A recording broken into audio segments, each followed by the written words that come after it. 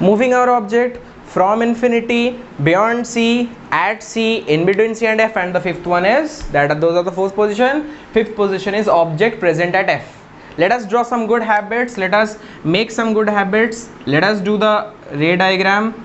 Make the concave mirror, then make the rough surface as usual.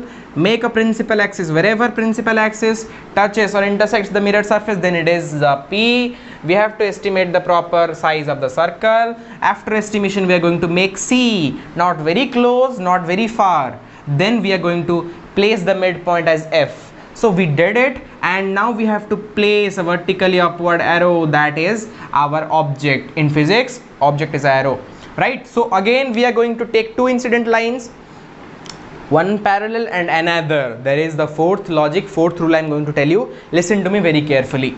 The first one went parallelly and it will also come back through the focus. As usual, we have learned the rule number one. If something goes parallel, that comes back through the focus. If something goes through the focus, now you will tell me, sir, how can we go through the focus? We cannot draw a simple line which is vertical to principal axis, and this may never meet the mirror even. Okay, now what will happen? Now we are going to do a little trick over here. We are going to focus, we are going to incident the next line through the pole, to the pole. Now you will ask me, sir, if we put the line into the pole, how we are going to get the reflected ray? I told you there was a law of reflection, right? Angle I is equal to angle R, the angle subtended by incident ray with normal. We are going to make it angle I. So again we are going to make some angle R, and we are going to make angle R and make a line, and be careful, this line should be parallel. This line should be parallel to the first line. So you will tell me, is it compulsory? Yes, because if we use proper instruments, we will make angle I equal to angle R and we will get those parallel lines. So even without using the proper instruments, we have to also make it parallel, because the image formation will be at infinity. Okay, now this one is our line. They were not so much parallel, but still try making it very parallel, because when the object is present at F, the image is formed at infinity. I hope you guessed the pattern of this. Let us derive the image characteristic. Let us go to the pattern. How can we remember these 5 situations of object position and image position, and about magnification? Let me tell you, when the rays are parallel, remember they will meet. The parallel rays, they will meet, but they will meet at infinity. Means if I am telling they will meet, then it will be a real or inverted image. Remember the image characteristic of for this one also. The image, write down the image characteristic. Okay, so I told you, even they are parallel, they are going to meet. So if they are going to meet, they are going to give me a real image. Not me, everyone, a real image. A real image is given by them. So if they will meet, they will intersect or not. If they intersect, they give us not an erect object, erect image, rather inverted. They are going to give us a real image, inverted image. Then about, you will tell me, what is about magnification? We have moved from highly diminished to same size to magnified. This must be highly magnified with the flow, but let us not go with the flow. We are going to get an image which will start from principal axis and its length will be till infinity. So we are going to get a situation where we are going to get an object of infinity length. Now if we are going to get an image of infinity length, then what about magnification? It is highly magnified. Do not get confused with highly magnified and magnified. See, when the image is formed, maybe bigger, maybe smaller, then it is magnified or diminished. When the image is not formed, can you see the image? Image will be formed, but at infinity, the length of the image will be infinity, whereas the length of the object is this only. So let us not get confused. Highly magnified means the image will be formed at infinity. Highly diminished means the image will be formed on the principal axis. And the fourth one, you will tell me, sir, the position, you remember? Okay, the fourth point, image is formed at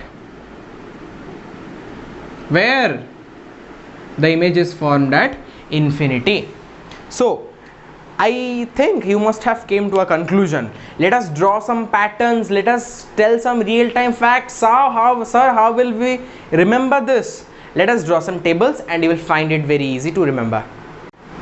Hey, first of all, let me tell you, sixth one is not over yet. The sixth ray diagram, the special case I was telling you about, it has not been over yet. But still, I would like to take a short break because we have understood so many things. We need to get a pattern so that we can understand it, we can remember it, we can write it over the exam.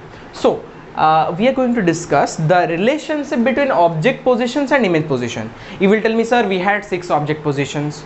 So leave the sixth one. We have again the 5 object positions. What are they? If we will come from infinity to the pole, come on, speak with me. At infinity, beyond C, at C, in between C and F, and at F. Clear? Again, at infinity, beyond C, at C, between C and F, and at F. So if you will tell me, so if we move from the pole towards the infinity, the 5 object position, at F, between C and F, at C, beyond C, and infinity. Did you get? We are going to write it in the order of from infinity towards the pole. Let us write. The first object position is at infinity, the second one beyond C, the third one between C and F,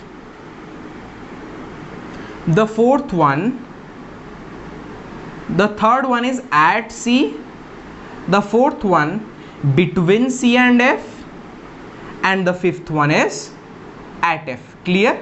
Now let now go back to the object positions, the ray diagrams. At infinity, do you remember we found, go back to the ray diagram and let me tell you. At infinity we found the image very pointed, highly diminished, and what was the position of the image? The position was, it was formed at F. So while the object is present at infinity, we get a diminished image at focus. Remember. Now let us go to the second one. When we had an object beyond C, we had a diminished image, and that, what was the image position? That was between C and F. Clear? Now when we came back, when we came ahead at C, we got a same sized image, and that was also present at C. Clear? Now for between, when we moved ahead, when our object was present in between C and F, what we got? We got a magnified image, and that was beyond C. Okay, now we got beyond C and this one is magnified, and when we were at F, we got the image, just the inversion of this, we got the image highly magnified as highly diminished over here at infinity. Do this one and remember this one. Okay, we are also going to have some other tables like this. Like for example, if I will tell you about magnification, if I will give another column over here, magnification, how did we improved with our magnification? As a slow learner improves 30%, 40%, 50, 60, 70, 80, 90, and 99 at last, as we are all going to secure. At F we got highly diminished, highly, let me write it demi, then it was just demi, then it was same size, right? It was same size. Then for beyond C it was what it was? It was magnified as our slow learner is improving, and for this one it is highly magnified. Okay, now I hope you remember this 5 things with this table. This one is a very helpful table. If you learn this 5 things with the help of this table, you will be feeling easy to understand, and go with the rules for the ray diagram so that you can draw it easily, and do a little setting so that your image will be formed at a correct position. Follow the instructions, you will surely have good ray diagrams. And again, practice makes a man perfect. So I hope for this 5 ray diagrams you will be very clear, and we will move to the 6th one. Okay, please practice it like 2 to 3 times. You do the first, second, third, fourth, fifth, again the first, second, third, fourth, fifth with the image characteristic. Do not forget the image characteristic. They're very integral part of the ray diagrams. Once you draw a ray diagram, you have to write the image characteristic because they are readily available to you. So do this again and again, set by set. Suppose in a day do it 10 times, that means 10 into 5 we have 50 times, 50 ray diagrams. Okay, so let us go to the sixth one.